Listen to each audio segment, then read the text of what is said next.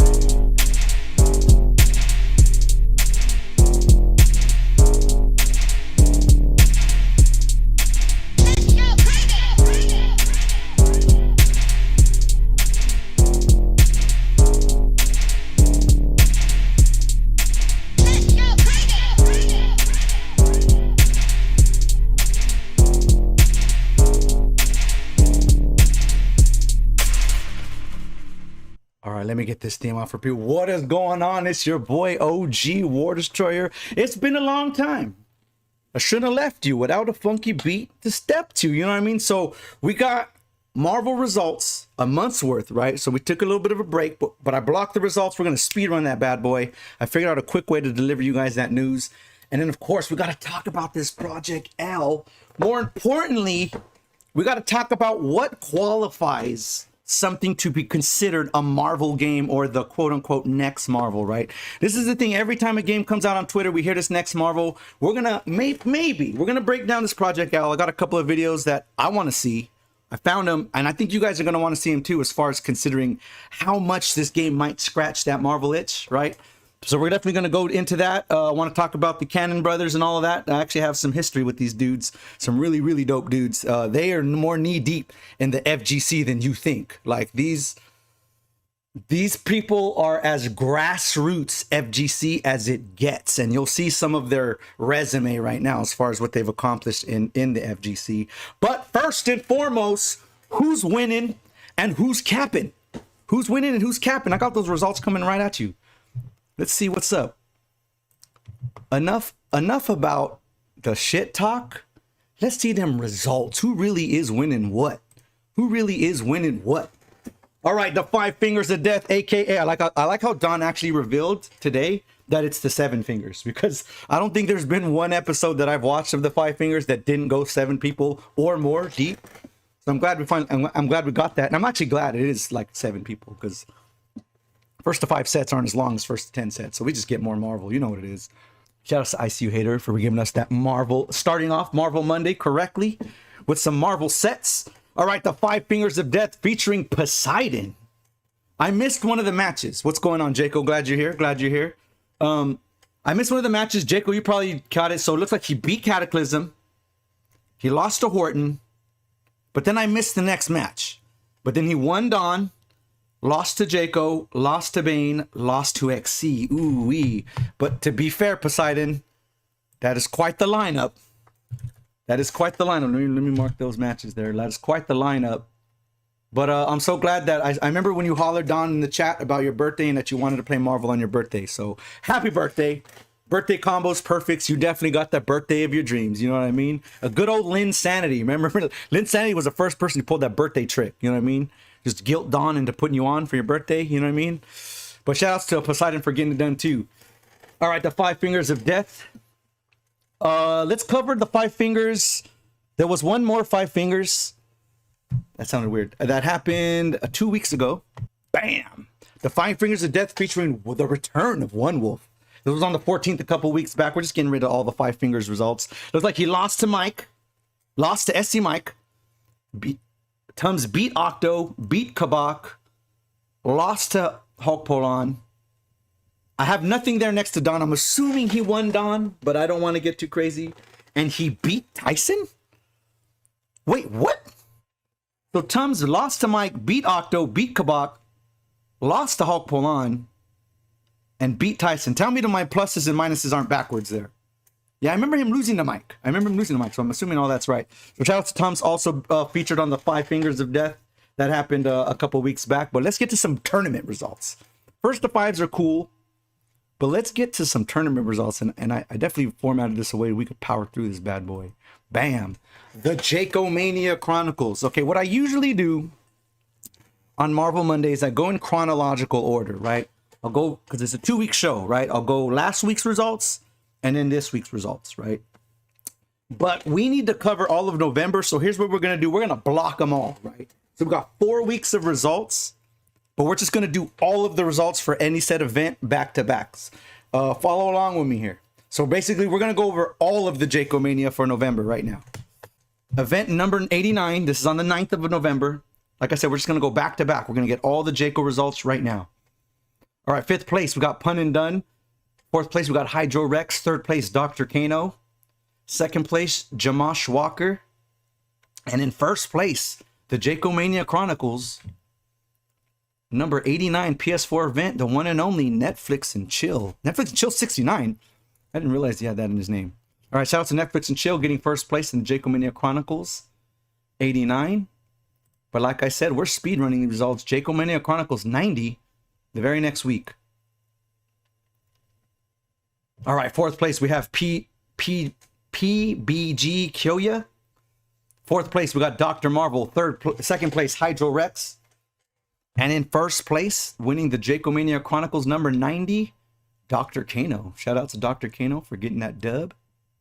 Speedrunning these results. Jacomania Chronicles 11/23, November 23rd. We're going all through November. All right, 6th place, we got Hydro Rex.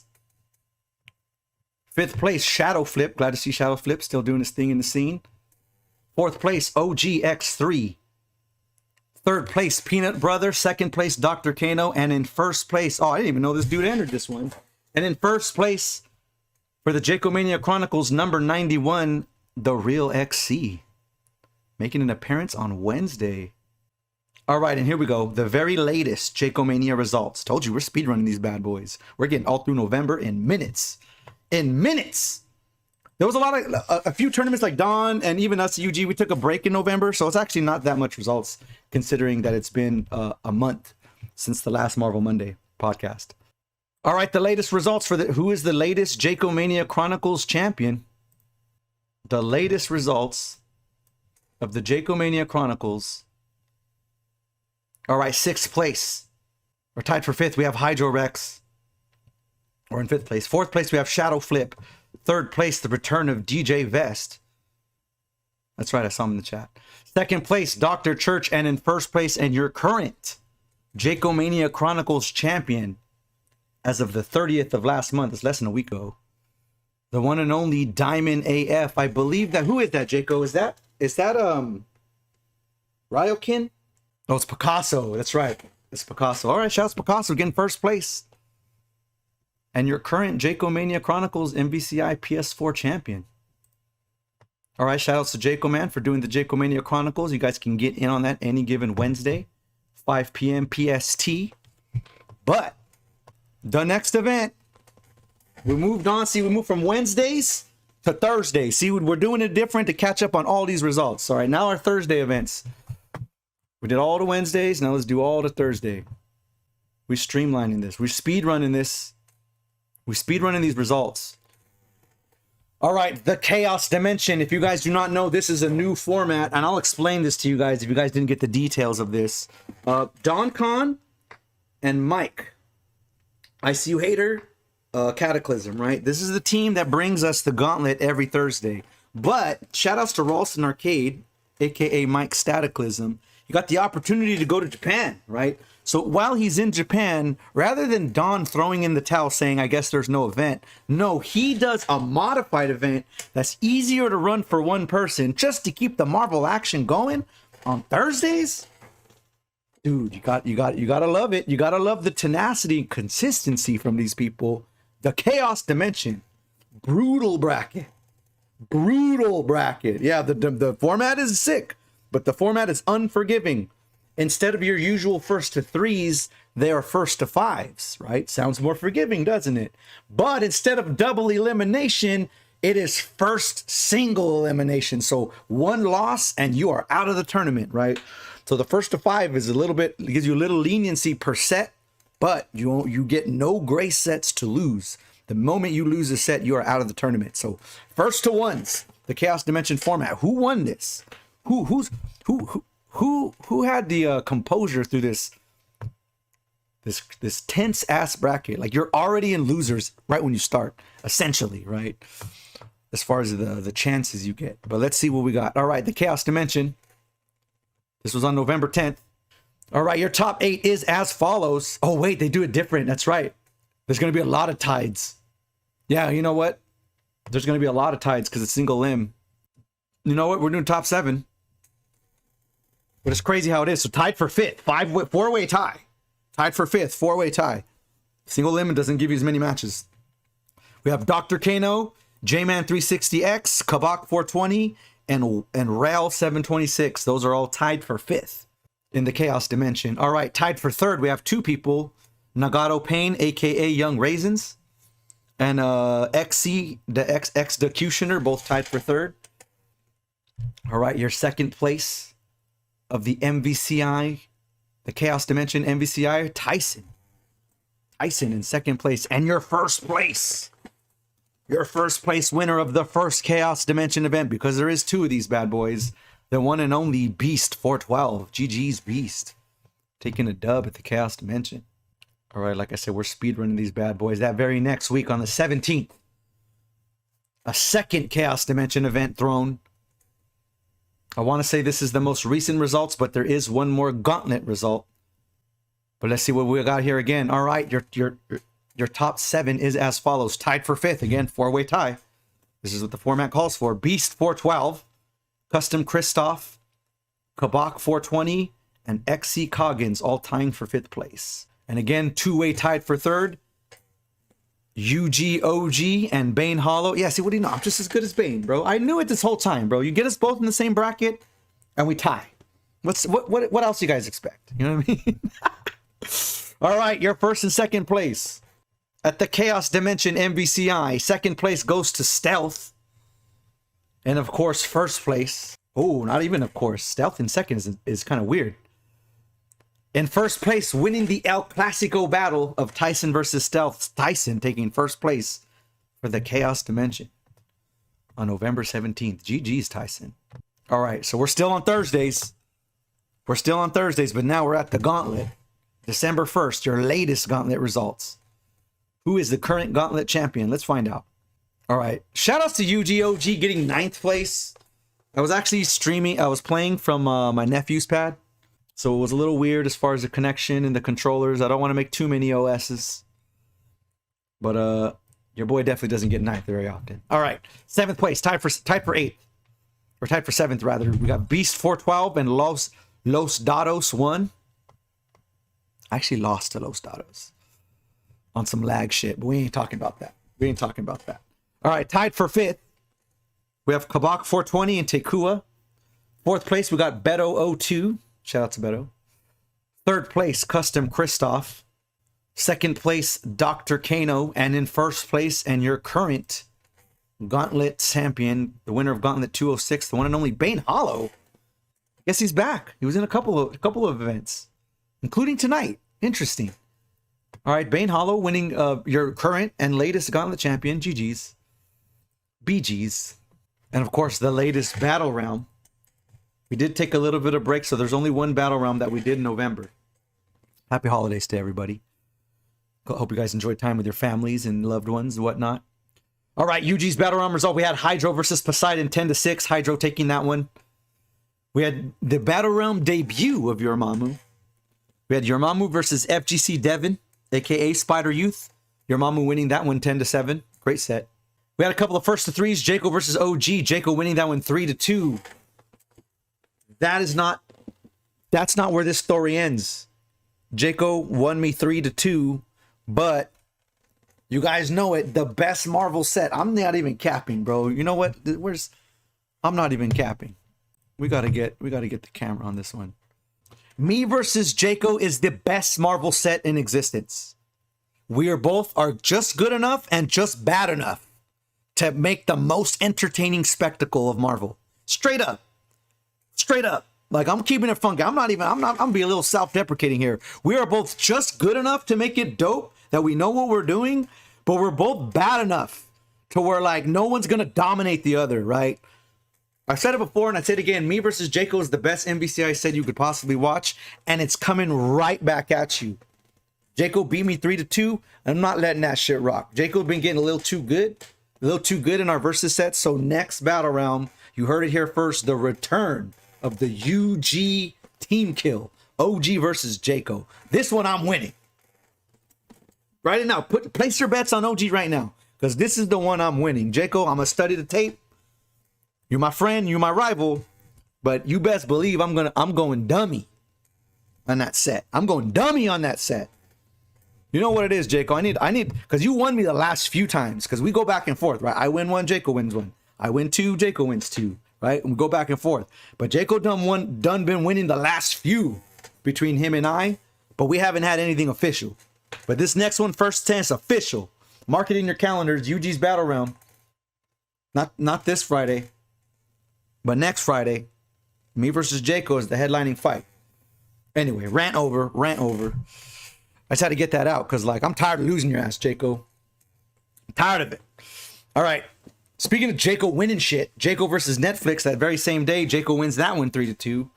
And the finale of this tournament, Jaco versus Knives, you gotta peep that VOD. Jaco versus Knives, the return of Knives. He was a little bit late, but we still got him in the brackets, or we on the stage rather. It wasn't a bracket; it was the first to 10. But Jaco winning that one 10-7 as well. See, Jaco, you know what, Jaco? It's time for me to fight you. I'm not just fighting you just to reclaim our rivalry. I'm fighting you because you're that dude right now. Like, you winning everything. You winning all these sets I'm looking at. So I'm coming for not only my rightful place next to you as my partner, but I'm coming for the glory. I'm coming for the glory, Jaco. I'm getting hyped. Kind of want to play him right now, but I got to study the tapes and be ready, because my boy definitely got 2 notches better when I only got 1 notch better. Like, he's been leveling up on the down low, bro. And I'm not liking. I feel like John D. I'm getting passed up. What did he say? Left behind. I feel like John D. out here, bro. I'm getting left behind. You guys don't know, that's an FGC insider. That's an FGC insider joke. All right, COTS, aka Clash of the Stones. We took a little bit of a break while, so we only have 1 Clash of the Stones results to go over. Yeah, dude. Yeah, Jaco, I don't want to hear that. I mean, I want to hear it. Actually, I want to hear it. Tell me about how you haven't lost in a while, Jaco. Because it's going to make Saturday that much more sweeter. Or Friday, rather. That much more sweeter. All right, Clash of the Stones, aka Hots for Cots. The latest results. Let's go. All right, 6th place, Hydro Rex. In 5th place, we got Shadow Flip 83, or rather, they're both tied for 5th.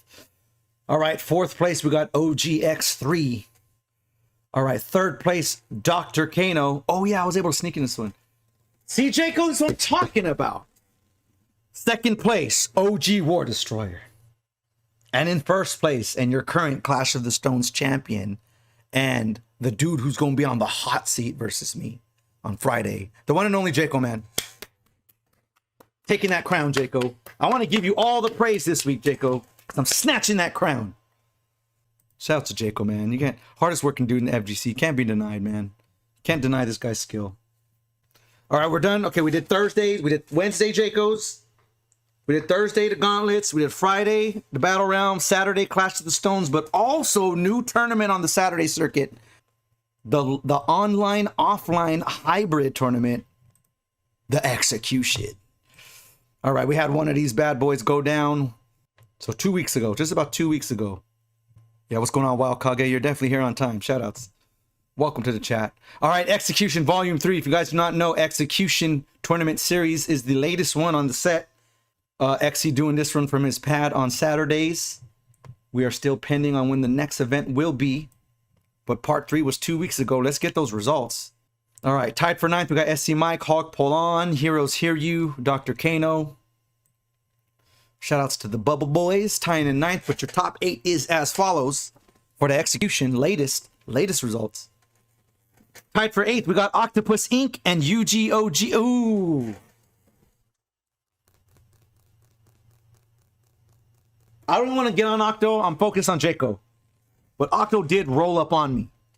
I had no warm-ups. I literally just came in, put my bags down, and lost. Anyway, tied for 5th, we have Alien Hominid and XC Coggins. Fuck, I really did lose to Octo there. Good games. Good games. He's playing his ass off. I'm not even gonna front. He was playing his ass off. All right, 5th place, Alien Hominid, XC Coggins. 4th place, Girthbone, aka your Mamu. Lagless Warrior. 3rd place at the Execution series, the Executioner. All right, 2nd place. Ooh, this is the second that I've read of this guy, and he typically get the first, right? My man typically gets first. 2nd place, Stealth. Stealth getting 2nd place again in one of these results over November. Arguably the best player in the world, holding some dubs. And by I don't mean dubs as in wins. I mean dubs as in seconds, holding some twos. All right, 1st place and the winner of the latest Execution, Bane Hollow. No losses. Double win on Stealth. Ooh, he said shout him out in the chat. I'm going to shout everybody out in the chat. You don't get no special treatment. Anyway, shout out to Bane Hollow for winning that. Stealth taking 2nd, though. Ooh, top 3, Bane Hollow, Stealth, and XCGGs at the Execution Volume 3. Can't wait for the next one. Can't wait for the next one. Can't stop this lagless Marvel in SoCal. It's the best thing that happened to us. All right, last event. See, I told you, got a month worth of event, but my man, I blocked them, shot through them, speed run, baby. Speed run results. All right, the last results, and then we're gonna see what's up with this Project L, and whether or not it's going to be an L for anyone who thinks it's gonna be the next Marvel. That's kind of, I don't know if you guys know where I'm going with this, but Project L, we're gonna find out what that L stands for. And if you think it's the next Marvel, it might stand for you. You know what I mean? But we're going to find out. We're going to look at it. We're not going to make any judgment calls quite yet. But I've seen a couple of things. But we're going to see what's up with that. All right, last results. Oh, right there. We have them on the screen. That's dope. All right. Guerra Imperio Latino.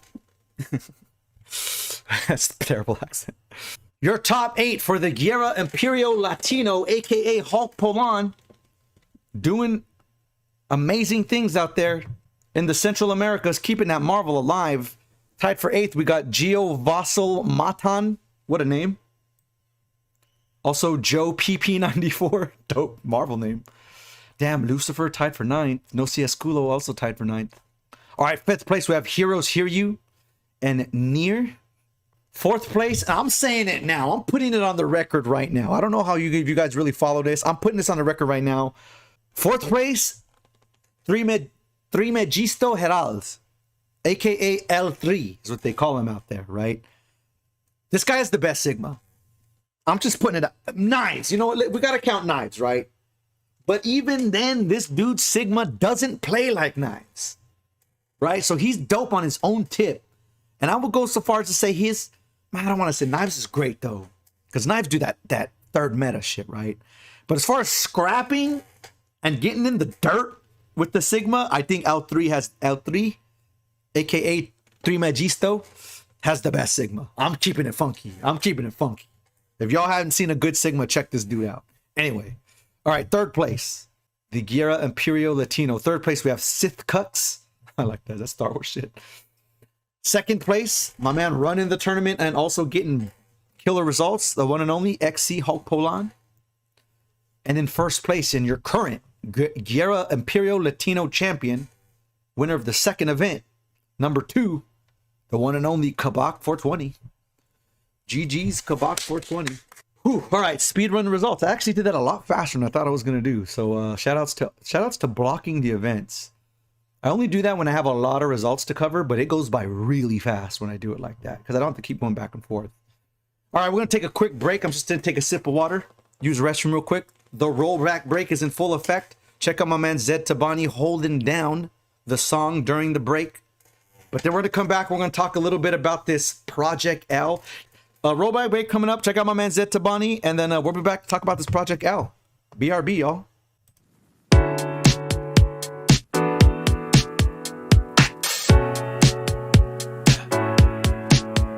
I don't wanna jump around, let's just roll back. Now hold that. Ain't it nice we don't feel no distance? I don't wanna jump around, let's just roll back. Now hold that. I don't wanna wait around, I want a connection. We've been thinking it'd be automatic when we try to link. Slow and static just after we hang up.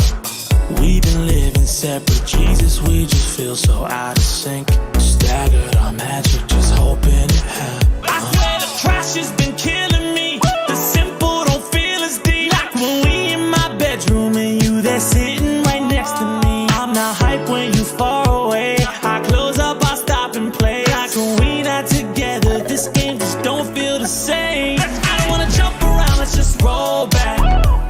Now hold that. Ain't it nice we don't feel no distance?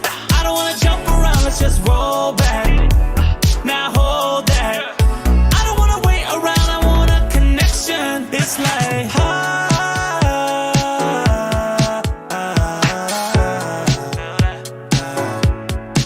come on. You know this last year messed me up good. Stuck on screens while I see how you look. Trying to stay in touch, but the second I push, it feels like you shook and not like we should. I just wanna feel like you're right there. FaceTime feel like you're fucking light years away. Time zone is strange, don't know what to say. The Discord cut off, my phone not in range. Our conversations all feel so basic. Trying to play with lag on the end of our statements. Not the way we met, man, the future hates us. Picture one frame off, we could hit the majors if we had that. Now the bottle open, we can never flash back. Sometimes I dream of trying to kiss you through the mask, yeah. Wonder if it never happened when we patched that. Hoping when I enter, you gon' ask back, roll back, roll back. I don't wanna wait around.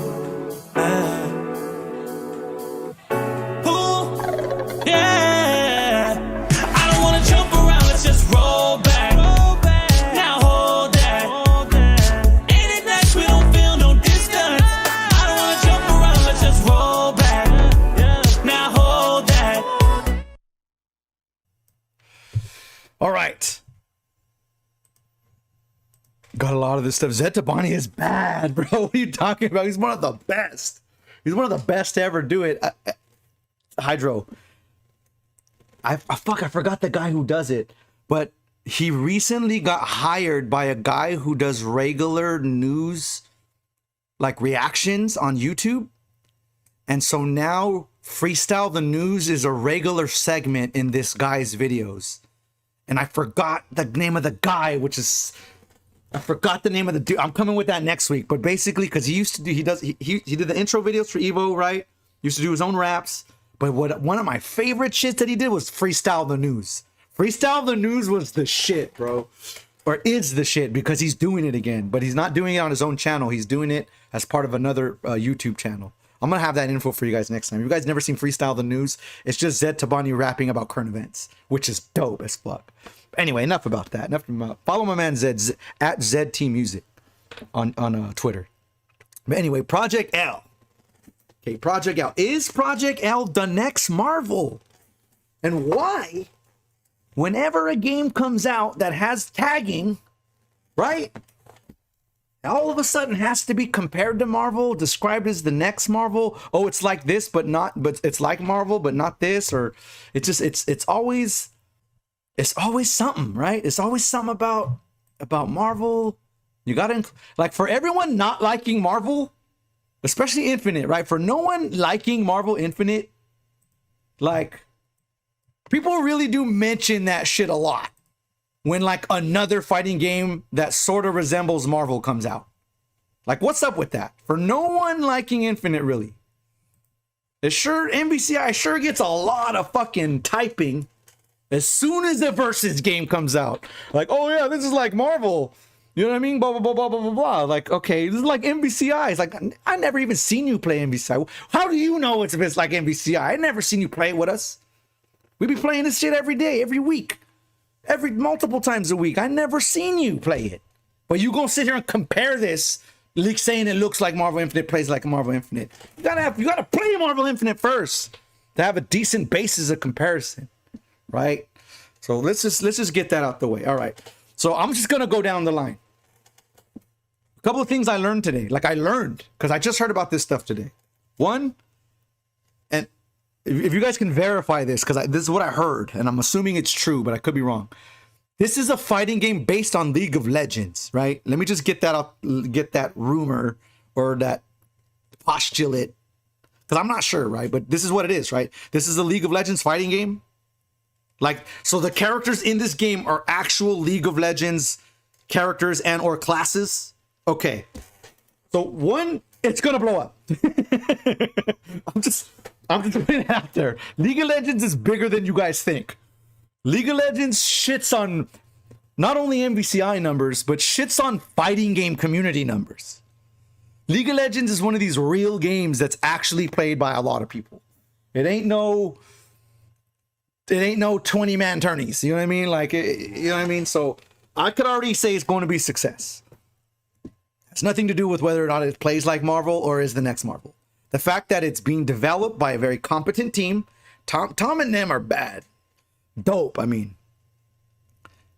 And it's already like a very popular online established franchise, right? So it already has two great things going for it. So I will give it that, hey, this already off the get, everything about this game does look promising. I will give it that much. Everything about this game looks promising. There's not one thing about this game where you look at it like, oh, they're looking like they're doing a terrible move there. Where it starts going wrong is where we start to give it unrealistic expectations. We start to claim it should be the next Marvel. That's when it starts to fail, right? As far as how it is now, everything's great, right? But it's us wanting it to be something it's not will be where this game will fall short. But that has nothing to do with the game and more to do with our expectations of the game, right? So if we take the game for face value as not a Marvel fan and not expecting it to be the next Marvel, this is going to blow you away. This is going to shit on Street Fighter as far as mechanics. You know what I mean? But is it the next Marvel? I don't know. That's the part that bugs me. Is like, for nobody playing Marvel, they sure do talk about it a lot whenever any fighting game drops. And to me, that seems like people really want it to be a Marvel or want a Marvel, right? They want a Marvel type game, right? Which is why all of this, whenever a game comes out, people got to say it's the next Marvel, or is it going to play like Marvel? I mean, I get it, Jaco. It is corny, but I get it. If that doesn't let you know where the FGC is at or what they want, I don't know what is. Because this thing don't even look that close. The only thing that makes it look like Marvel is like the big combos. And even not then. The combos ain't even like 100 hits like Marvel, right? So not even really then. And like the versus thing. The fact that it's two characters and you could tag. Right? And that just makes people think it's Marvel or want it to be Marvel, right? So I don't understand either, right? And it is quite a stretch to say this is going to be the next Marvel. But why are people making that stretch? That's more of a interest to me than this game being like Marvel or not. Is the fact that so many people want to compare it to Marvel or want it to be a Marvel. And what's sad is that there's two things I can derive from that. We're going to go on another rant. Two things I derive from that. One, the FGC wants another fucking Marvel, right? If you bring up anything, we got to say Marvel as an FGC group. And that's not even me. I saw this right away. As a Marvel diehard, I saw this right away and I knew it's not the next Marvel. I knew. But apparently everybody out there who doesn't really get knee deep in Marvel either wants it to be the next Marvel or is expecting it to be the next Marvel. And maybe we should set some of those expectations clear right now. You know what I mean? Because this game might be dope and it might be the next best thing in the FGC for a while. But is it the next Marvel? Probably not, right? Probably not. But let's get into it. I want to speak. So first and foremost, let's talk about the cannons. And I don't mean the proton cannons. I mean the professional Tom cannon. The proton cannon. All right, so the Cannon brothers have been in the FGC for the longest time. The Cannon brothers started what I would consider to be the first pro circuit of the FGC. Battle by the Bay was one of the oldest FGC events ever made. The original ones. They called it the B3.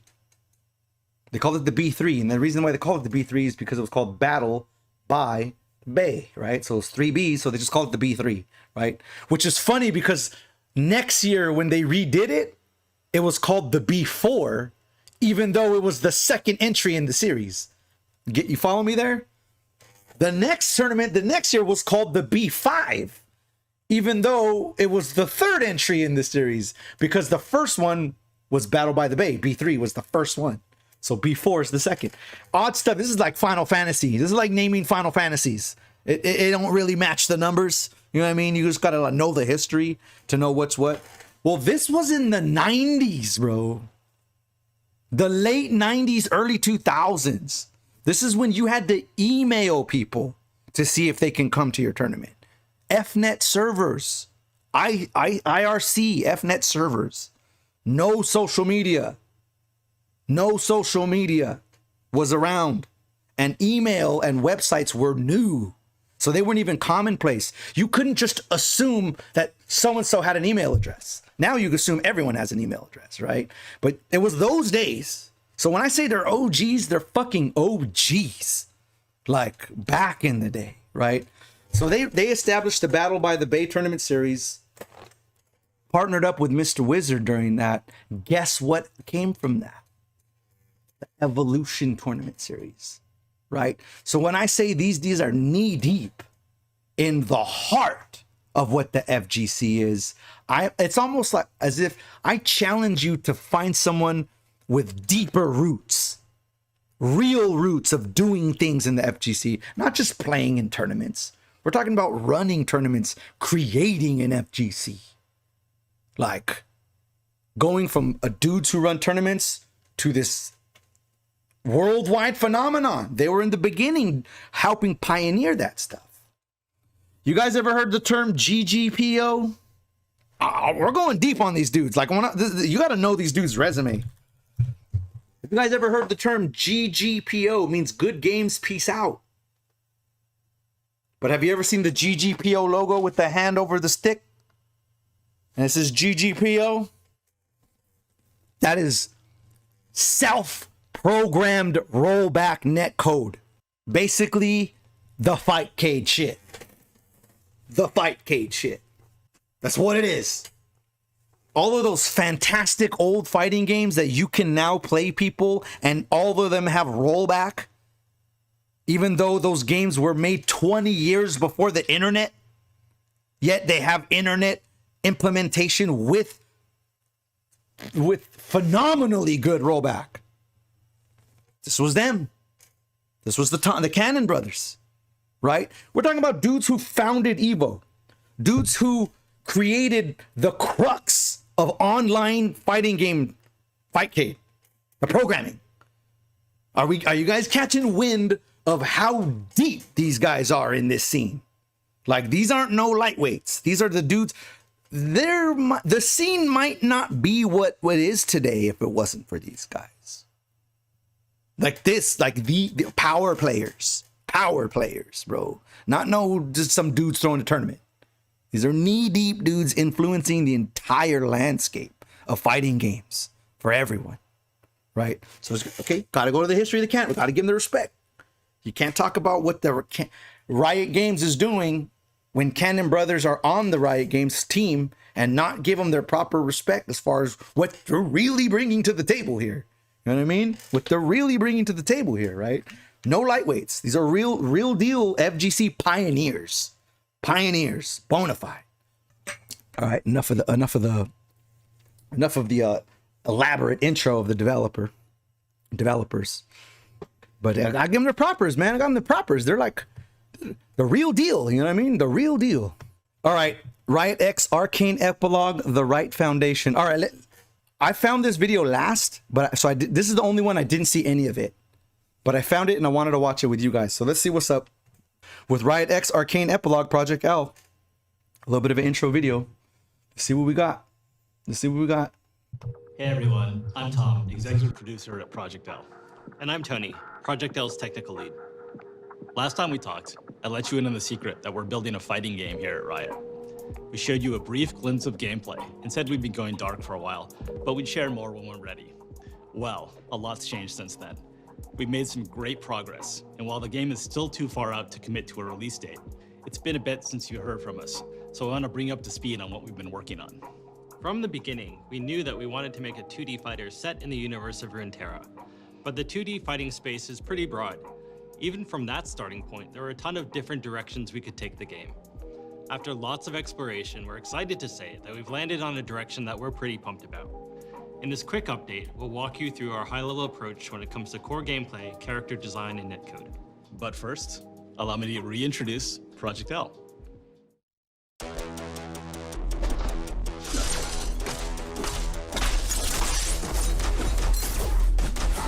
So heads up, this is old footage. This is the oldest footage I could find about this game, so I'm sure that there's been some adjustments to the game since this video that we're watching.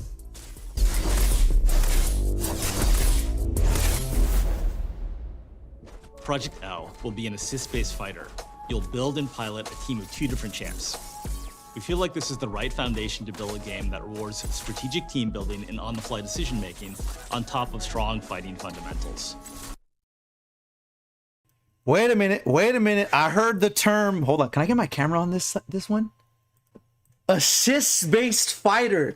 I gotta remember that one, because that might be what people confuse Next Marvel with. I love that terminology. Assist-based fighter. Okay, we're working in umbrellas here, right? So there's assist-based fighter, and then here's Marvel, here's BB Tag, and here's Power Rangers, right? So I think a lot of people, when they hear assist-based fighter, they automatically move it into like the Marvel clone category, when in fact, that's a good term. I've never heard this term. I've never heard this category, and it's their own game, so they could call it whatever genre they want, right? And I guess the term that they chose was assist-based fighter. Now the confounds of it being a Marvel clone are making itself more apparent. Let us peer on. It delivers a fast-paced, dynamic combat fantasy while leaving plenty of room for you to be creative and express yourself in gameplay. Like a lot of you out there, we're inspired by the insane outplays, hard reads, and 200 IQ plays behind some of the most iconic moments in fighting game history. The dream for us is to deliver a game that allows you to create new iconic moments for many years to come. Now let's talk about controls. I know that a lot of you have strong opinions about mechanical difficulty in fighting games. For Project L, we're embracing the easy-to-learn, hard-to-master mentality. So yes, we are making it easier to jump in with a new character and learn their basic kit. That said, we absolutely believe in rewarding the time you spend going deep on a character and providing opportunities for you to showcase your high-end mastery.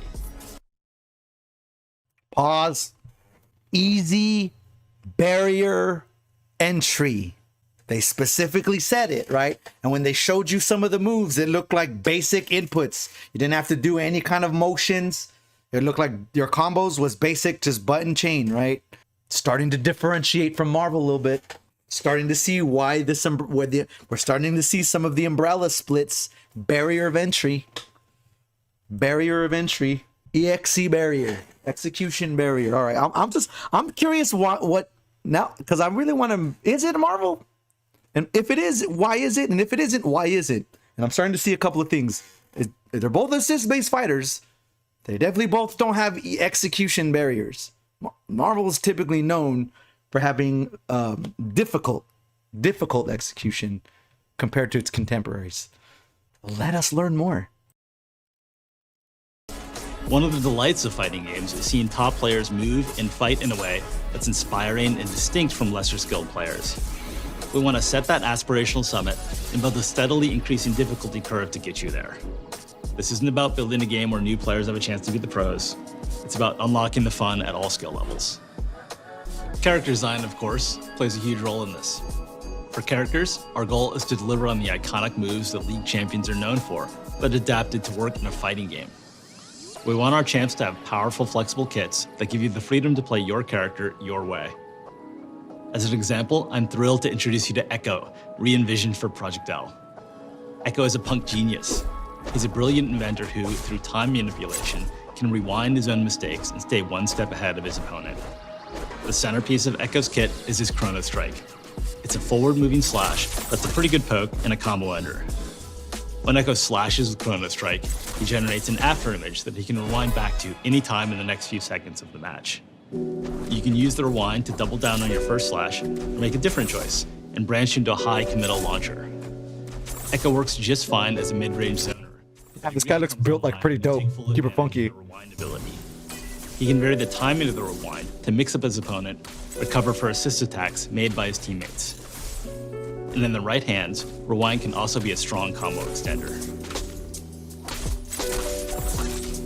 And then there's Time Winder, Echo's time grenade.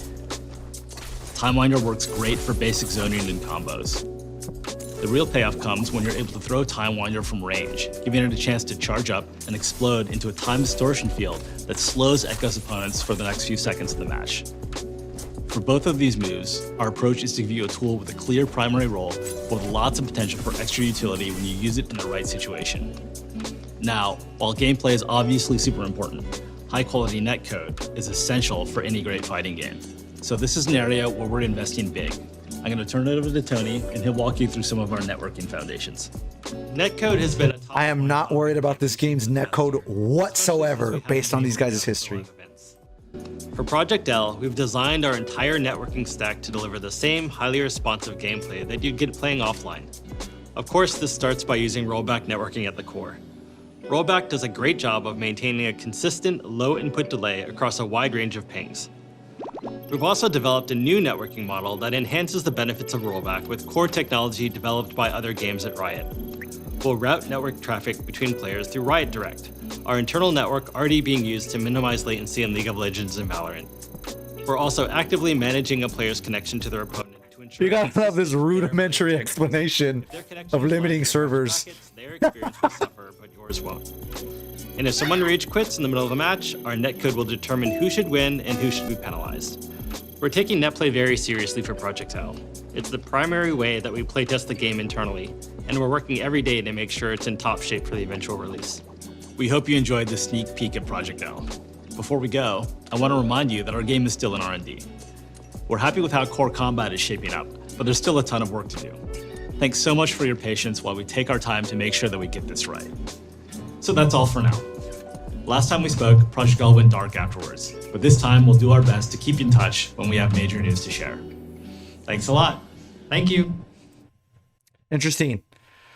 Okay, so looks like it's going to be online based, right? Meaning, I mean, every game I guess is online based, but its primary way of being played is expected to be online. That's what I'm gathering from this. So everything that they do when they're coding the game, making the game, testing the game, it's all online focused, right? So that's new to a point, right? Because all of Marvel Infinite is the only Marvel game that got that kind of treatment, where it was made online first, right? And then everything after online was kind of how it was built to be meant to be played, right? Marvel 3, you can tell off, and all the ones before, right? Marvel 3 and all the ones before, you could tell online was inserted into the game, right? Wasn't implemented into the game on creation. It was literally an afterthought. Like literally, we made the game. Oh, let's put it online, right? So it's literally an afterthought, right? Does that make a Marvel a Marvel? I don't know, because Marvel Infinite didn't follow that rule that it had to be offline focused, right? Or that it was local play, or couch co-op, whatever you want to call it, was prioritized, right? And Marvel Infinite didn't follow that paradigm. So I don't want to say something is a Marvel game or is not a Marvel game based on whether it's meant to be played locally or online, because Marvel Infinite definitely broke that rule, right?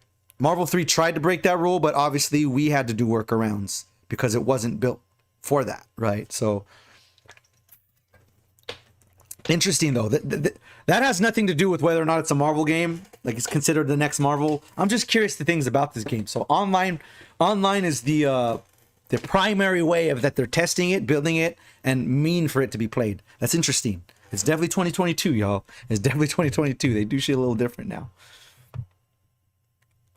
All right, I got another video for y'all. Some more up-to-date ones. But the videos aren't for y'all. They're for me. These videos are for me. I need to know what's going on with this game. Okay, these ones are very short now. Okay, that was the longest one. All right, let's see what we got. So HydroX says, I don't know, man. I kind of hate directional movesets. You know what? Maybe that's an old fogey thing. Because you're not the only one.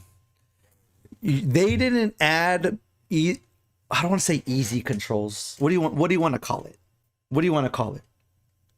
Non-input? Listen, I'm going to say easy and hard.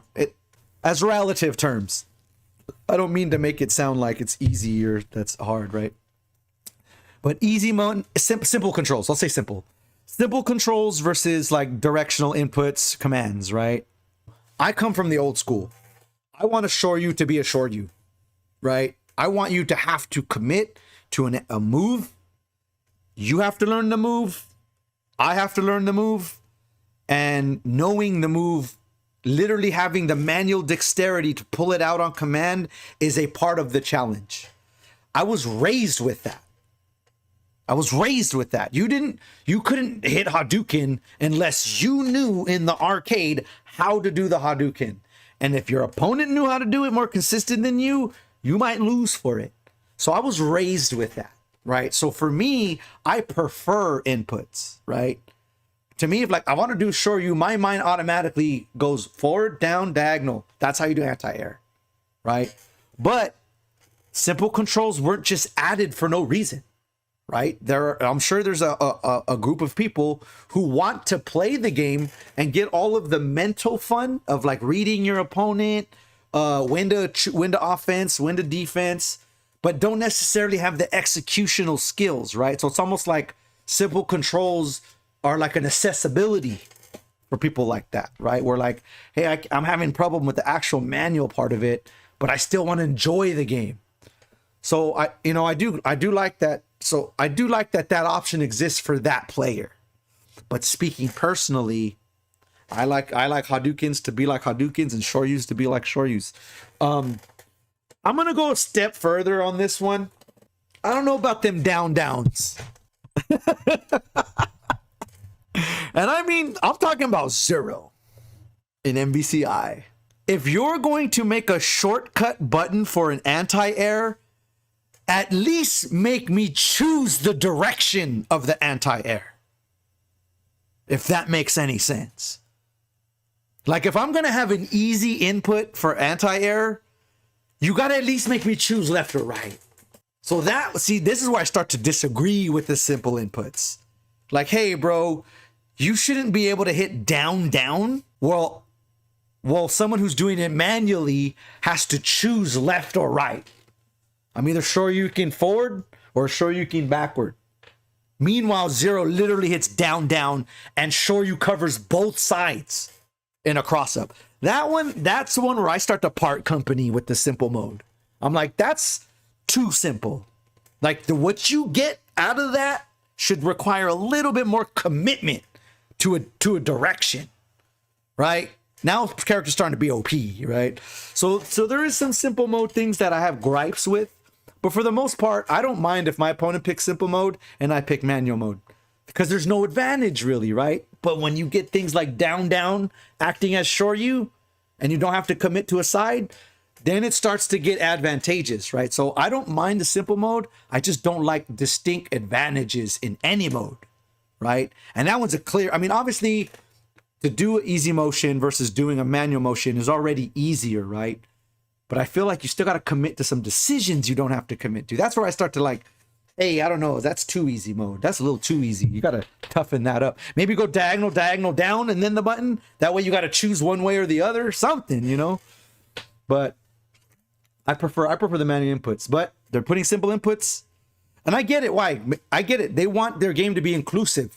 So, and inclusive to the point where you don't need the executional barrier to enjoy it at its fullest. Hey, props to them. Props to them for doing that. Your fighting games could use more casuals, straight up. I'm not even joking. Like, fighting games are kind of niche, difficult programs. It's difficult software, right? So having them be accessible, you know, maybe this will act as a stepping stone for a lot of people to get into more complex fighting games, right? There's a lot of reasons why simple inputs are not bad, you know what I mean? Even if they're not your thing. Right, has to do normal DP input, but Zero could do down input. That's corny. That's corny. That's corny because one is clearly advantageous. Clearly advantageous. All right, let's check out the second video. All right, this is the latest on Project L, but there is a later video than this, but let's see what it's all about.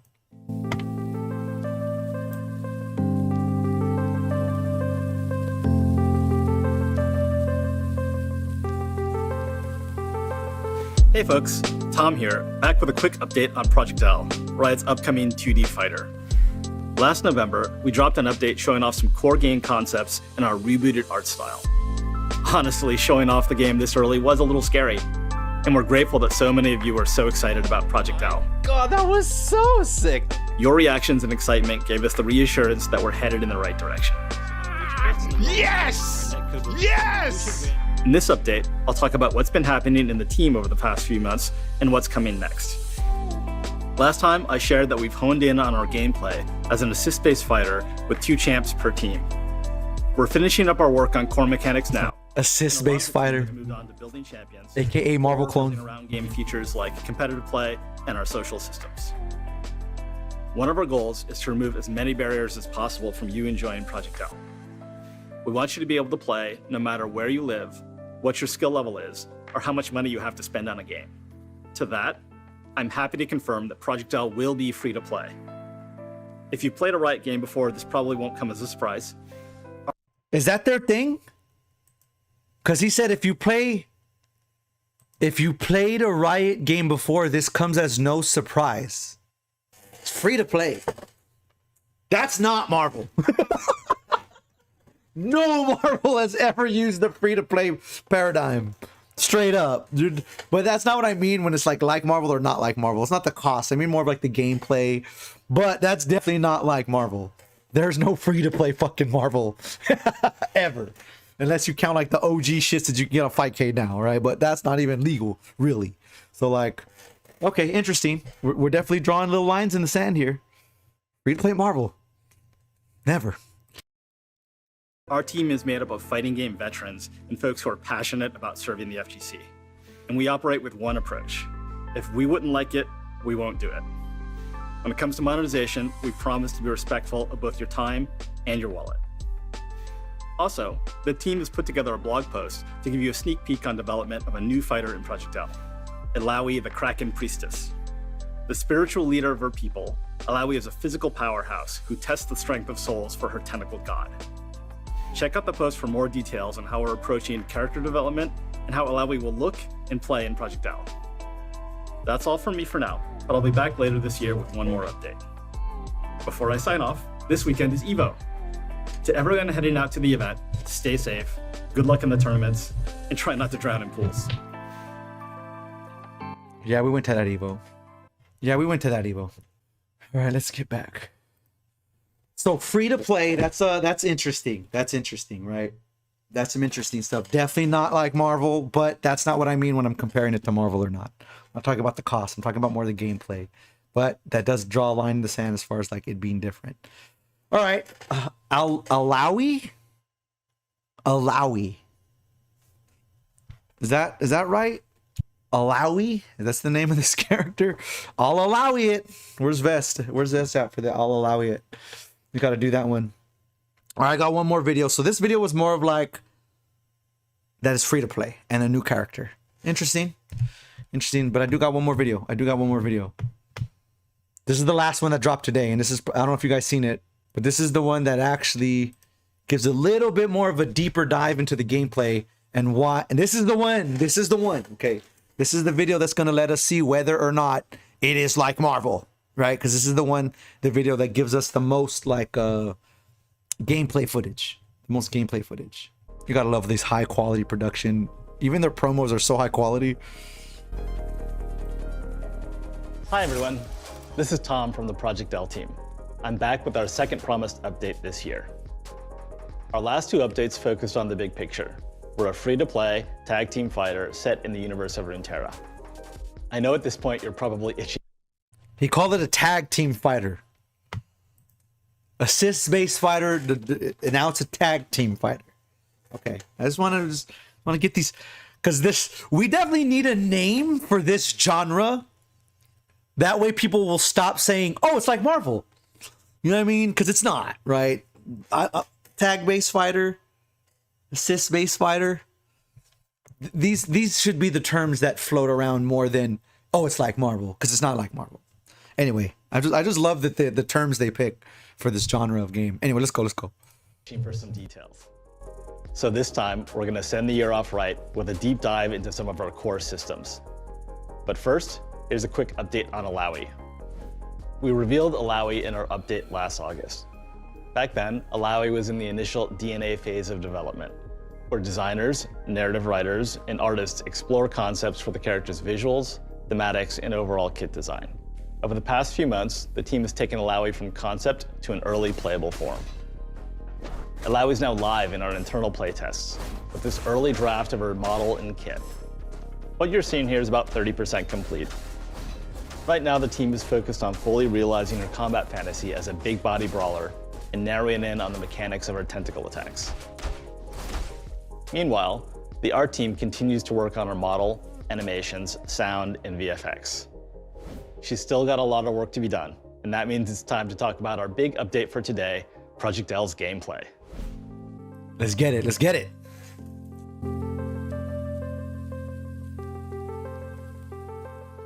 Hey everyone, I'm Sean Unconquerable Rivera, Game Director and Gameplay Design Lead for Project L, and I'm here to talk you through some of our core gameplay principles. We want to create a game where you can have fun right away, while also rewarding you for the time you spend mastering it. Our dream is making sure our champions have fast, powerful abilities, look really sick while doing them, and are even more powerful when paired with flexible systems. Gameplay that has quick, fluid movement at its core is extremely important to us. We believe there are a ton of opportunities for player expression and mastery through how you move. In Project L, you can walk, run, dash, chain dash, jump, long jump, and super jump. And on top of that, many champions have their own unique air mobility. Okay, I heard the word super jump, but I ain't seen nobody super jump. They said, wait, jump, long jump, super jump, right? Have you guys seen any super jumping in any of the videos so far? What do they consider? Let me rewind that. Dash, chain dash, jump, long jump, and super jump. He said super jump. Ain't nobody super jumping. Dog, you know, I don't know if you guys know this, but if you hit down jump, down up jump in third strike, you do a higher jump. Did you guys know that? Third strike has, if you just tap up or up forward in third strike, you'll do a jump. But if you go down up, you do a longer jump, right? That's not a super jump though. That's just a bigger jump. Super jump is when the screen leaves and you can't see the dudes at the bottom of the screen no more because the action is at the top of the screen now. Like you actually leave the ground landscape and people who are on the ground turn into icons like arrows because you can't see them. That's a super jump. The Mojo stage where it breaks and fools are fighting while they're falling, that's a super jump. I haven't really seen any super jumps here. All right. This is what I'm talking about. Here, allow me to draw a line in the sand that separates Marvel from assist-based fighters. I love that term. Separates Marvel from the other, what's the other, tag-based fighters, because he used two terms. He called it an assist-based fighter, and then he called it a tag-based fighter. They're refining the terms, right? But right, we're gonna do the what's it called, the flow chart. Does your game have assist fighting? Yes. Does your game have super jumping? Yes. Your might be Marvel. Does your game have super jumping? Is it an assist-based fighter? Yes. Does your game have super jumping? No. You might be playing BB tag. You know what I mean? Like this is with a flow chart where the one arrow goes up and the other arrow goes down, right? Does your game have super jumps? And it's like, yes, then it's Marvel. No, then it's BB tag or Battle for the Grid. You know what I mean? Like, so here is where we're seeing where it's, dare I reveal the secret. Here is where we're seeing that it's not exactly the next Marvel. It's not exactly it. You know what I'm saying? We're starting to see it now. We're starting to see why people like me, when they hear certain terms on Twitter, start to feel a certain way. When people say, oh, it's the next Marvel, it plays like Marvel. And then I'm just in this chair like, it doesn't play like fucking Marvel.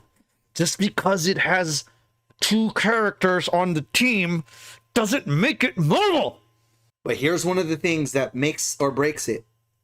Not or makes or breaks the game, but makes or breaks the definition of a Marvel game, right? I would go so far as to say DBZ was closer to Marvel because it had the high jumps, the super jumps, not a higher jump, a super jump.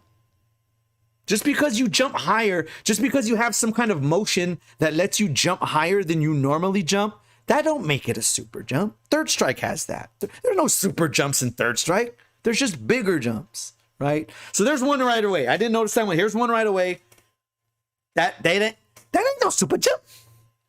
That ain't no super jump, bro. If that is a super, they either haven't done it yet in this video or any of the videos, or it's not a super jump. Let us continue. Let us continue, because we gotta pick. I'm tired of this next Marvel shit. When we clearly see it, they don't even have a super jump. Like, how can you say you're the next Marvel? It's like a game don't have punches and it's the next fighting game. Like, you don't have punches, bro.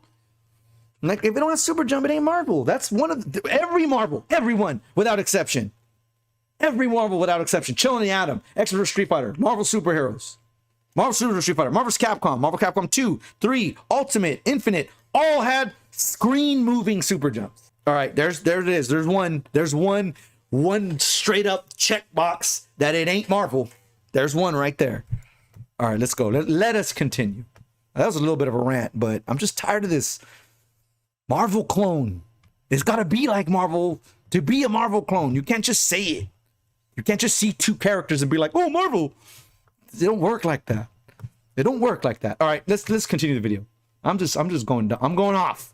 Take that back, Tom Cannon. There is no super jumps. Take that back. Well, you can walk, run, dash, chain dash, jump, long jump, and super jump.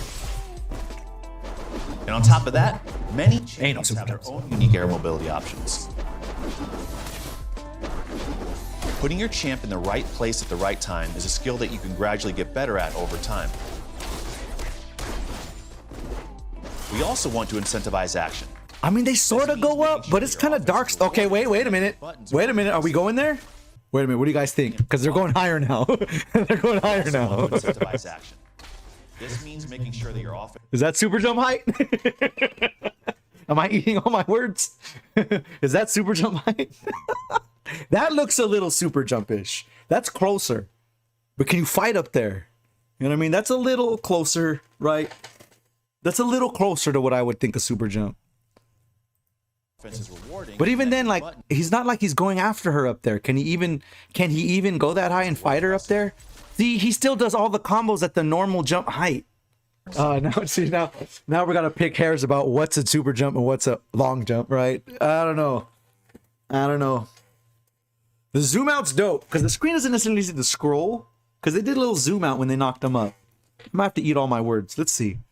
Exciting.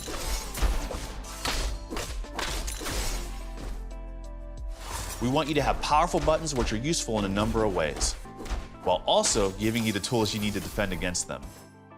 We have a mix of big, clear defensive options and some more nuanced systems that reward you for reading your opponent's next move. Those are just some of the basics, but I've still got more to cover today.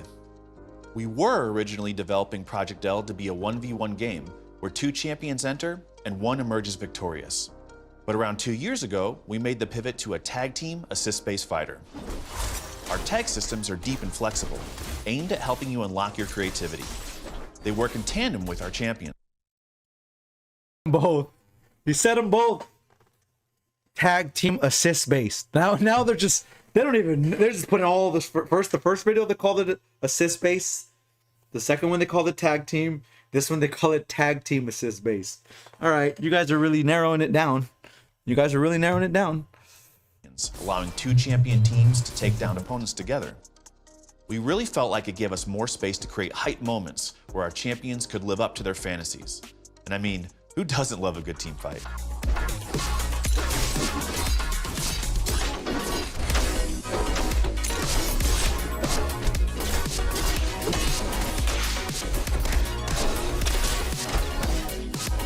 She just appeared there. That was wild.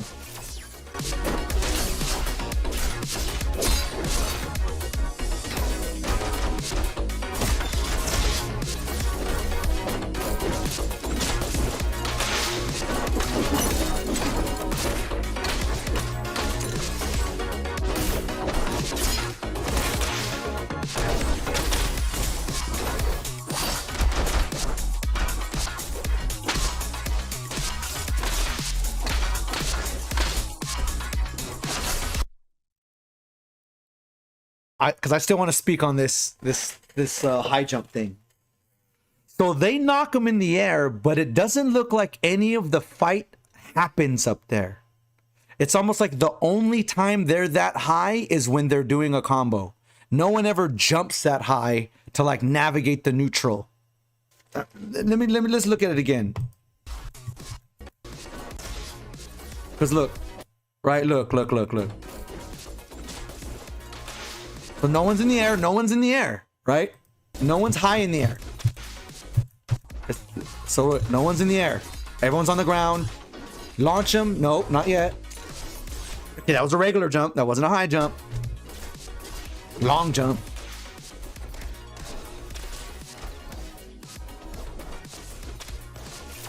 Again, all ground. No. Okay, so he went in the air for the air combo, right? But that's it.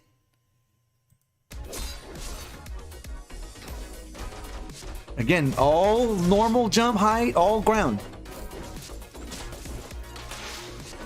Only time there was high up in the air was when he knocked them up there. Again, only time they're up there is when you knock them up there.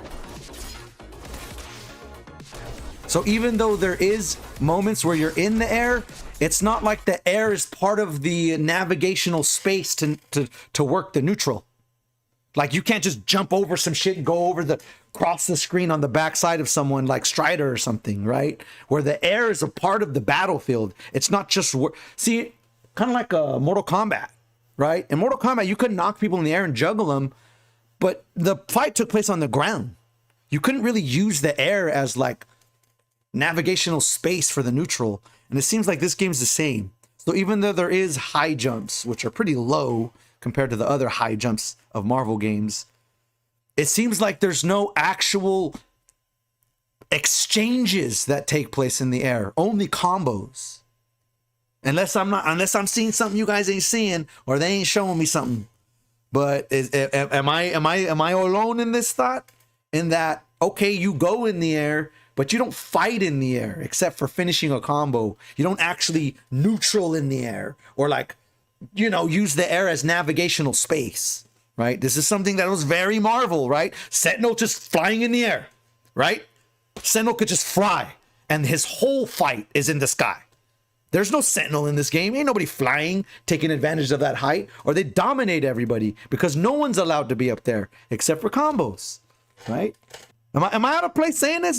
That's kind of what I'm seeing, right? Like there's high jumps and there's air combos, but to say that the game takes place in the air the same way Marvel vs. Capcom games do, that's a little bit of a stretch. It looks closer to like Darkstalkers where you can juggle in the air, but the game itself does not take place in the air at all. like high in the air, just normal jumps, right? That's what I'm seeing. That's what I'm seeing. See, normal jump. Only when they're comboed are they up there like that. No part of the battle. All right, let's break down some. See, of the there's things you something that ain't. Your main not Marvel. champion, which we'll call your It's point, not Marvel. and your assist champion can set up some killer combos using all of our tag systems. But for today, I want to focus on 3 of them: assist actions, handshake tag, and dynamic save. Oh, this is where they get into the These game. names aren't locked, so they may be called something different the next time you see them. Assist actions are your bread and butter, and each champion has 2 they can perform from off screen. You can even hold the input to get a charged assist. Handshake tag lets you immediately. You have 3 assist options. Damn, I'm gonna keep it real. I'm spoiled from Infinite. The fact that Infinite has any assist option that you could think of, it's kind of spoiling. Everything's a step back and create in freestyle. Marvel Infinite. I'm keeping it real. I know Marvel Infinite has its opportunities, and I understand those opportunities, and I understand that it's not a well-revered game. But if you had the privilege of getting into it, it definitely makes other fighters look limited in what you can do with your assists. Because you can pretty much do anything than tag in Marvel Infinite. And it's like the most creativity you can do with a backup attack, because you're not just limited to like your anti-air or your beam. You can do anything. You can throw a trip and tag and have that be your assist is now a down roundhouse, right? And you're doing an overhead at the same time, right? Because so it look like you can. There's 2 assists and a charge assist. So there's 3 ways to call your assist. That's crazy. Swap between your point and assist champions as long as they're both on screen. When combined with assist, even hold the input to get a charged assist. Handshake tag lets you immediately swap between your point and assist champions as long as they're both on screen. When combined with assist actions, it also lets you set up some really powerful pressure sequences, and you can even use these to extend your combos as well. The last tag system that was BB tag, bro, where you turn into your assist, right? Or you call an assist and then you take over as the assist. That's BB tag, bro.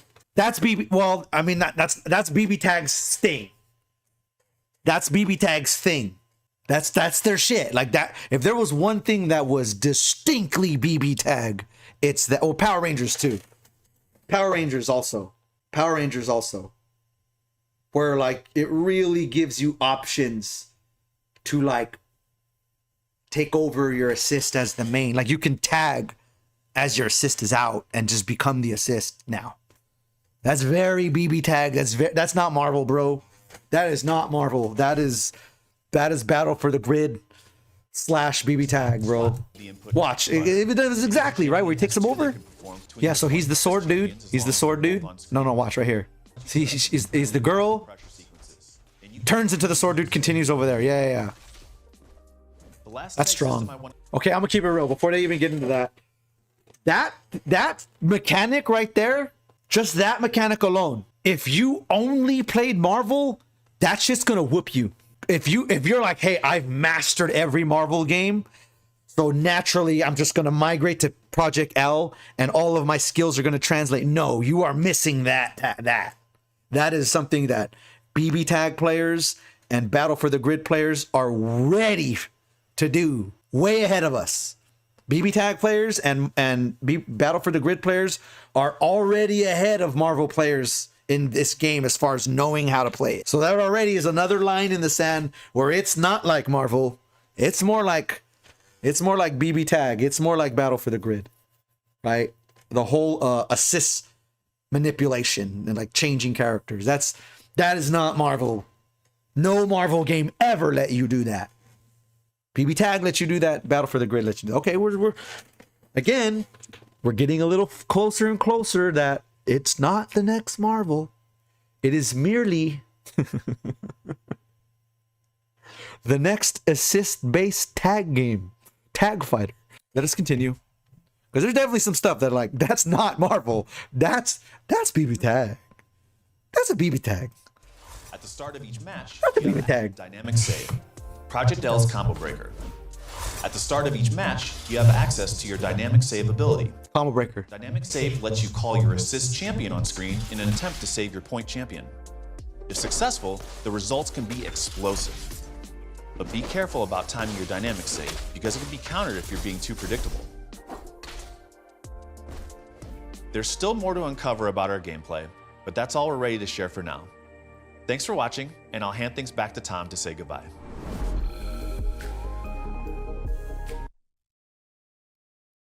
The whole breaker thing. Marvel, the only Marvel to get a combo breaker was Marvel Infinite. And even then, man, the combo breaker in Marvel Infinite is the best combo breaker in any game. And what's funny is that if someone told you like, hey, they had a combo breaker in Marvel, and I know people were like, that would ruin it. It's like, no, but they did it perfect for the right amount of resources and the right amount of positional disadvantage. You can break a combo. But I mean, breakers aren't new, but breaker TVC and Infinite are the only Marvel games that had breakers. So I wouldn't say a combo breaker is necessarily something that's not Marvel, but it's definitely something that's not typical in Marvel. But there has been a couple of Marvel games with combo breakers, specifically TVC and Marvel Infinite. Thanks, Sean. We're pretty pumped about how things are coming together, and I hope you are too. As always, let us know what you think. Also, thanks to all the tournament organizers who met with us at EVO last summer to share your thoughts, feelings, and hopes for Project L's community and competitive scene. We're making this game with you in mind, and we want to empower you to keep pushing our community forward. Finally, for those of you out there looking to get into fighting games for the first time, try finding a local scene in your area. Fighting games, like most things, are way better when they're enjoyed with friends. FGC folks, help the new folks out by sharing your links in the comments. Thanks so much for everything, and stay tuned for more next year.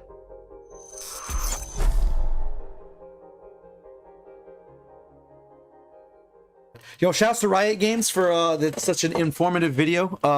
If you guys want to see that video and other videos that Riot Games are doing, because this isn't the only project they're working on, there's the link right there for you guys for their YouTube in the chat. Every time I do Marvel Monday, I always try to answer the proposed question. And the proposed question is Project L the next Marvel? Right? Project L, is it the next Marvel? And I'm going to have to give it a resounding no. No. The only thing, not the only thing, it's easy to confuse this for Marvel because Marvel also is an assist-based tag fighter, right? But like I said earlier, assist fighter, tag fighter, that's an umbrella. And under that umbrella, you're going to have different versions of that particular thing, right?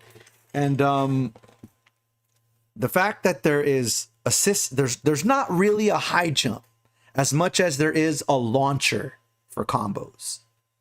Kind of like Mortal Kombat, old Mortal Kombat. So there is air combos, but there's no air combat. It's a very distinct thing.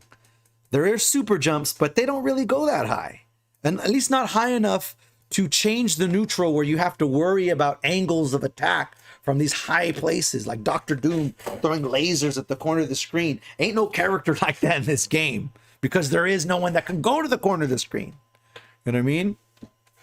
So doesn't have the high jumps, has some clear things that Marvel doesn't have in terms of assist manipulation, such as being able to turn into your assist, things like this, right? So there's a couple of differentiators that make it, what in my opinion, not the next Marvel. I will say with confidence, though, that it definitely looks like a very prospective successor to games such as Battle for the Grid and BB Tag, right? So I don't want to dismiss that. You know, I'm a Marvel fan, so I have a bias towards Marvel games. But like I said in the beginning of this segment, the team that is doing this, their history in the FGC, and I don't mean just how long they've been in it. I mean, they're very ridiculously impactful things they have brought to the FGC, i.e., the FGC wouldn't be the way it is today without these people. These are the people who founded Evo and made the GGPO netcode. Like these are two things that are major for sustaining the FGC. like major, right? Founded Evo, get the fuck out of here. Founded Evo came up with rollback. This is some ridiculous shit. You know what I mean? So the fact that it's these dudes doing this game, and the game itself is off of a popular IP, the League of Legends, I see this game being a tremendous success. And the fact that these guys are knee-deep FGC people, I imagine that the game is going to be fun. That's funny, right? When you see someone who's played fighting games doing it, you already know they have the brain that we have in terms of what they want to see, right? They're not bureaucrats in suits or just weirdos. What should I program in here? Like, no, these are the dudes that did it with us, right? So I have full confidence that this game not only is going to be a success, but that it is going to be insanely high quality in terms of like fun, production value, play testing, quality assurance. I have a feeling this game is going to be the shit. There's a good way to put it. This game's going to be the shit. I already know it. League of Legends fighting game done by the by the Cannon brothers. That is a recipe for fucking success. But that isn't necessarily a recipe for the next Marvel. So if you're like me and you're waiting for the next Marvel, pull up a chair, cross your fingers, because we're going to have to wait a little bit longer. Because this game isn't going to be the next Marvel. It don't got the high jumps. And it's got an assist manipulation system very much like BB Tag or Battle for the Grid. So the next BB Tag, perhaps.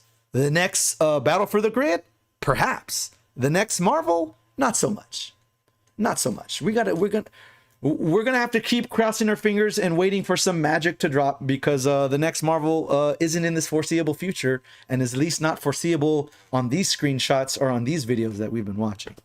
What's your thoughts on it, guys? That's my take on it. The game looks like it's gonna be the shit, but it definitely differentiates itself from how Marvel games are played in some significant ways, and is more akin to the playstyle of Battle for the Grid or BB Tag, straight up.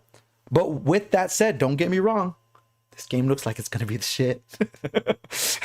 You got a stellar team with a dope IP. And Battle for the Grid / BB Tag is not the worst style of game to make. You know what I mean? It's not Marvel, but that shit's still badass. You know what I mean? It's still badass. So that's my final thoughts on it. If you guys have any thoughts, throw it in the chat. Yeah, that's all I got. That's all I got. Yeah, it's not Marvel. And by any stretch of the imagination. Maybe next one we'll line out what makes Marvel a Marvel, right? Because high jump, fighting in the air is definitely a crucial part of Marvel. Not just doing air combos, not just juggling in the air, but actual neutral / combat in the air. A Sentinel flying up there. Storm just floating around up there. Strider zooming at the top. Doom throwing the lasers. These are all angles of attack that will never enter this game. You know what I mean? They'll never enter this game. It still takes place right here, not right here. You know what I mean? Yeah, I was going to get into that Hydro, because that was going to be my final one. And I was talking to my wife earlier about this.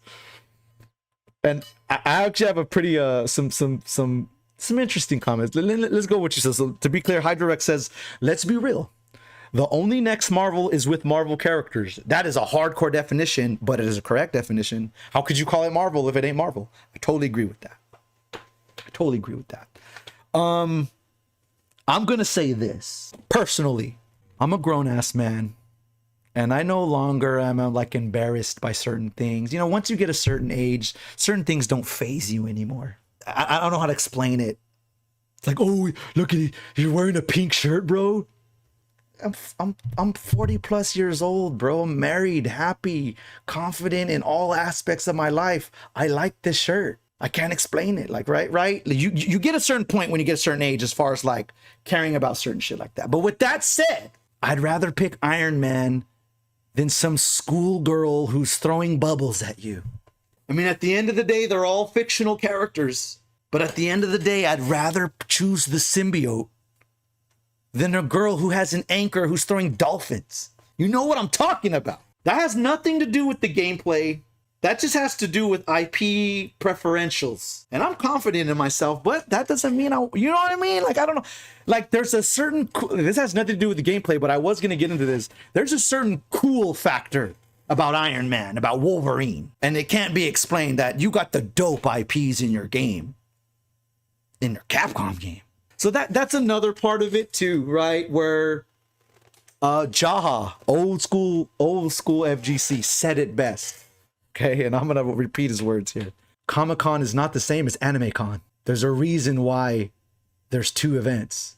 They're not the same. And this is just a surface level what you're gonna see.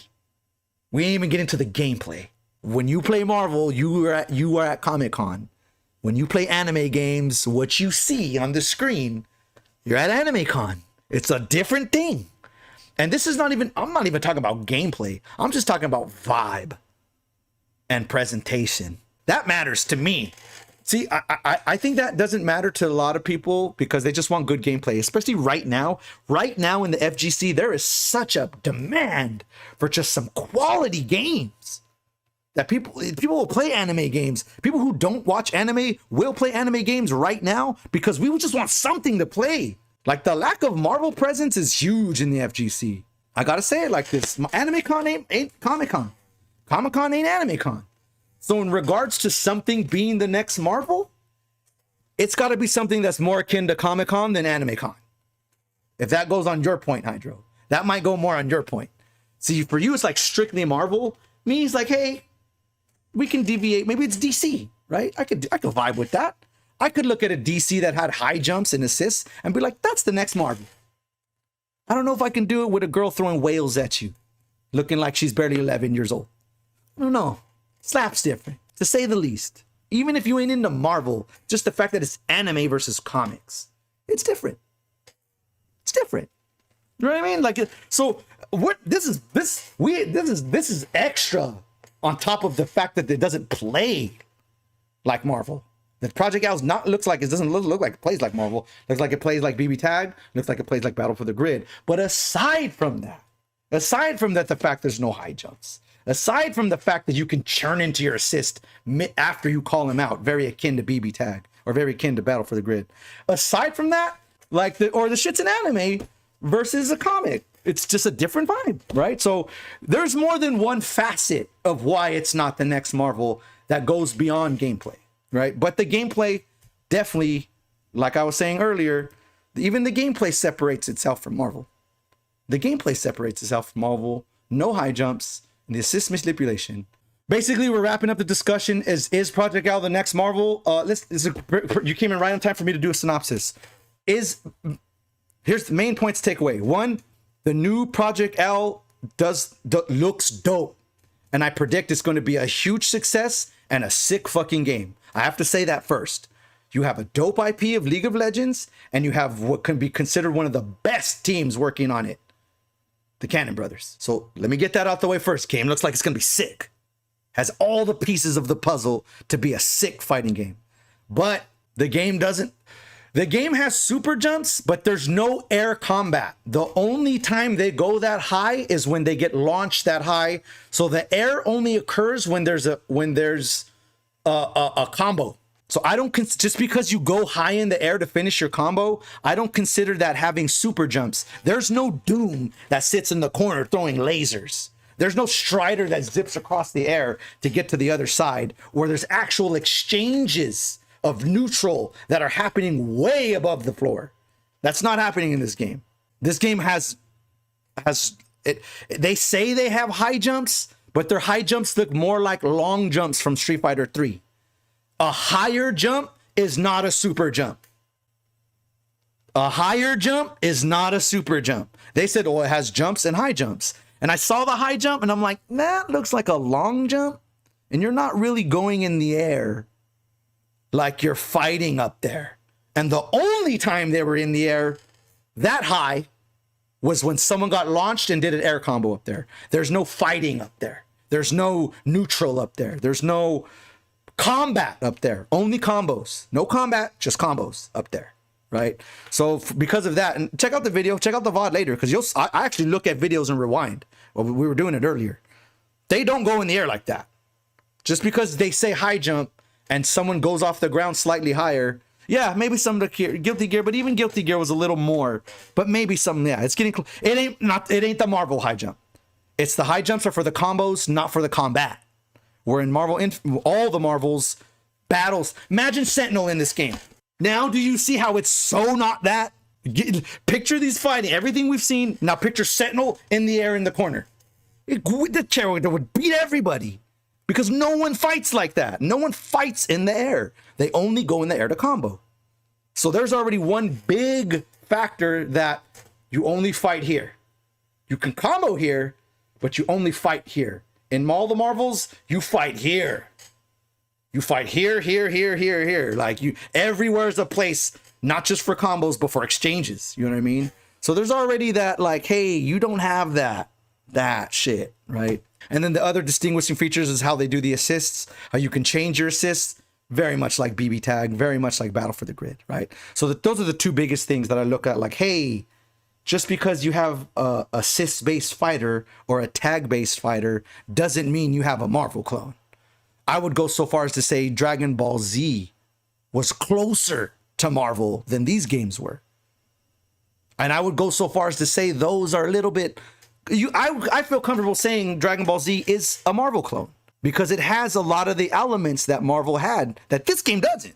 That's the end of the day. So one, wrap it up again because I've said this because people keep coming to chat at the end. One, this game looks like it's to be the shit. Two, it is not the next Marvel. It's the next BB Tag or the next Battle for the Grid. Let's keep it a buck. Let's keep it a buck because I want all of y'all to have realistic expectations. I don't want you to say, oh yeah, because just be real. If y'all are on Twitter, no one mentioned this game without mentioning Marvel 2 or Marvel also. Why? It's not Marvel. The only thing is it has two characters. The moment someone sees 2v2, it's like, oh, it's next Marvel. It's like, no, the whole point of this Marvel Monday was to dispel that because it is not. It is not. The biggest point I have to make of this podcast is that there's an umbrella of versus games and there's distinct splits, right? Can you turn into your assists after you call them out? No. You might be BB Tag. Yes. You might be Marvel. There's clear splits in the flow chart, right? There's clear splits in the flow chart as far as like what the game is actually doing out there. All right, that's all I got. That's all I got for y'all. Thank you guys for sitting through these videos and watching them with me. I hope you guys learned a lot about this game. I actually learned a lot more about this game than I knew before I did it, before I watched these videos. So I wish nothing but success for Riot Games, the Cannon brothers, and everyone involved. I am almost certain it will be a success. I would be surprised if this game wasn't the main FGC game for next year. I wouldn't be surprised. Straight up, bigger than Street Fighter, all of that. I would not be surprised. Like when I say that these guys have done some credible things, we're talking about like invented GGPO, i.e. Fightcade, founders of Evo. Like when I say this is the team to make your game successful, like I could not think of a better team that could really be behind you to make a successful fighting game than these dudes. So I'm predicting this game is going to be the shit. But I'm also saying it in bold, clear. It is not the next Marvel. Like, it is not. Like, it is not. Like, it's more akin to the next BB Tag. Or the next Battle for the Grid. Whew! Yeah, it's Guilty Gears. It's getting closer to Guilty Gear in terms of its combo system. It's closer to Darkstalkers, right? Where it's sort of big combos, but don't get it twisted. Like, it's sort of big combos. You got chain combos and shit. But don't get it twisted. It ain't the next Marvel. So that's kind of the point. Don't get it twisted. The game's the shit. It looks like it's gonna be the shit. It looks like it's gonna be dope. Doesn't look like Marvel. All right, let's get you guys out of here. But before I let you guys go, I definitely got to let you know the next upcoming. Speaking of Marvel, real Marvels. Speaking of the real Marvel games, not the ones that people just want to call Marvel on Twitter as soon as they see two people on the screen at once. We got the COTS. The HOTS for COTS. Not only do we got the COTS, but the next COTS is the grand finale.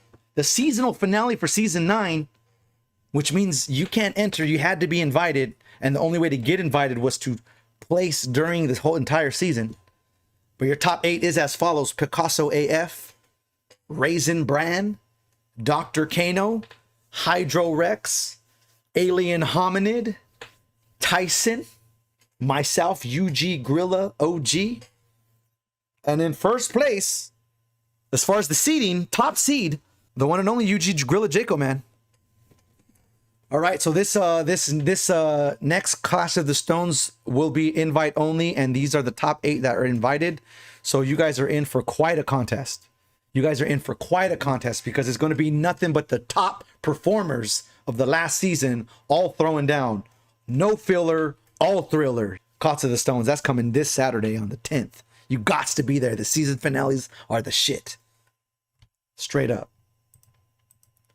Not this Friday, but the next Friday, the battle round. But I gotta say this is a special battle round. We've only done this a few times, and we haven't done it in a long time, but I'm salty as fuck, so we gotta do it now. The UG team kill will be the finale, aka on this side, the original gamer, and on the other side, the hardest working dude in the FGC, Jaco Mania. Ooh, you cannot miss that. Me and Jaco, I'll say this again. Me and Jaco is the best Marvel Infinite battle in existence. And that's because we're both good enough and bad enough to make games very entertaining. You got to peep it out. Not this Friday, but next Friday, the battle round. And furthermore, the UG Team Kill Spectacular coming right back at you. OG versus Jaco, man. Put your money on OG. I'm going to study those tapes. I called this match. I'm telling you, I called for this match because Jaco had beat me one too many times lately, and I got to put my shit on the line. I'm going to study the tapes and win back some of this rivalry. Bet him. Please bet on him.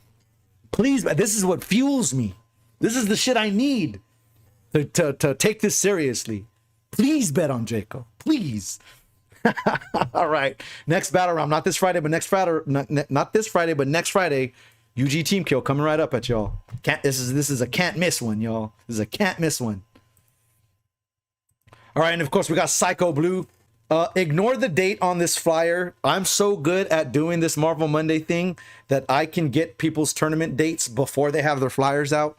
But the Marvelous meetings, they didn't have one in November, but there will be one in December, and that's going to be on the 18th. That's going to be on the 18th. So ignore the date on the flyer. The 18th looks like it's going to be a Sunday. If you want more information on that, or if you want to enter these Xbox Live / Windows Marvel Infinite tournaments, check out my man Psycho Blue. The link is right there, or the Twitter is right there in the chat. And of course, Vest wants to talk about the best Marvel. Vest trying to come in talking about the best Marvel. Saturday Night Fever. That's this Saturday, not next Saturday. This Saturday, Ultimate Marvel vs. Capcom 3 Season 1 Tournament number 7, powered by Grilla. If you guys are into that OG-ass Marvel, UG got your back. Not only do we got your back, but we know the best netcode available is on Parsec. So we do Parsec Marvel 3 now. Get in where you fit in. Saturday Night Fever. Ultimate Marvel 3, y'all. Get in where you fit in. Disco Night, best Marvel according to Vess. All right, we're getting way off into the future here. February 3rd and 4th, the weekend.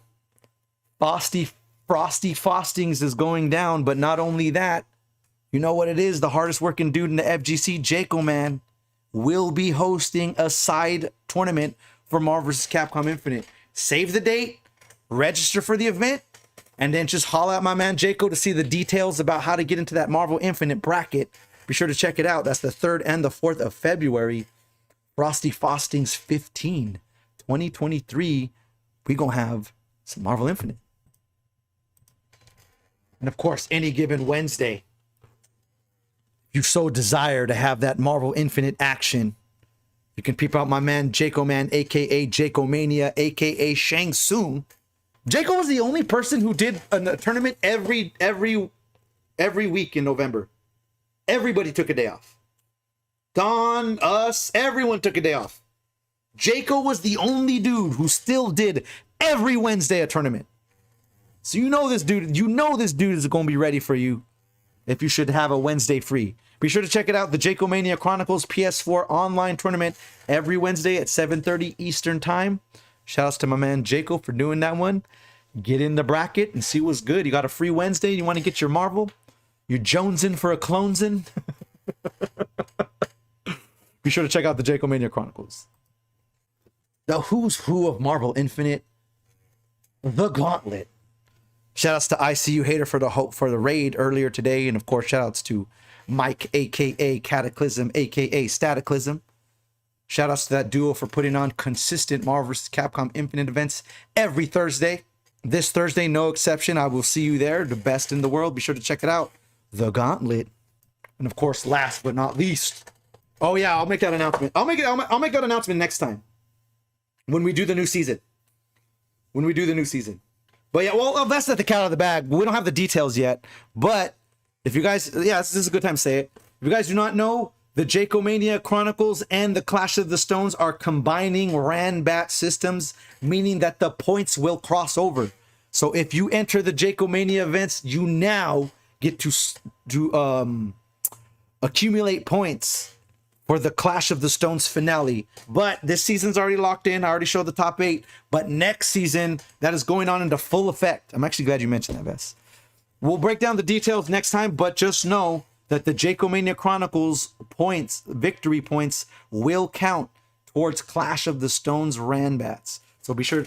So that's another reason to keep entering that Marvel. Get in on Wednesdays, and you too can get seeded into the finale on Saturday. So yeah, only the top 3. Yeah. That's dope. That's perfect. Which is good. That's perfect. So we're going to get the details on that, but just know that playing more Marvel gets you more points, gets you better chances on getting those top 8s. You know what I mean? So you know what it is. The reason why we have this one going, do not forget to hit that follow and subscribe button for your boy OG right here. If you like what you see, you like these crazy emotes that I got going on, be sure to hit that sub, Amazon Prime, do whatever you got to do. Every bit of support is appreciated. Every bit of viewership is appreciated. Of course, super shout outs to everybody in the chat. We had a good time, y'all. Shout outs to DJ Vest coming here better late than never. Hydro Rex, Jaco Man, Dr. Kano, and of course all of the others, Poseidon and all of the others who took the time to participate in the discussion. You guys are why I do this. I love talking shop. I love talking about FGC topics and Marvel. So I'm so glad you guys took the time to come in here and join the discussion. You guys saw there may not be Marvel on the horizon in terms of Project L, but there's definitely still Marvel to be had right in front of us through all of these events I just announced. So please, whether it's Wednesday, Thursday, Friday, Saturday, you have so many opportunities to get on this controllers, get on this internet, get on this game, and Marvel on. And until next time, Marvel on. Peace out, y'all.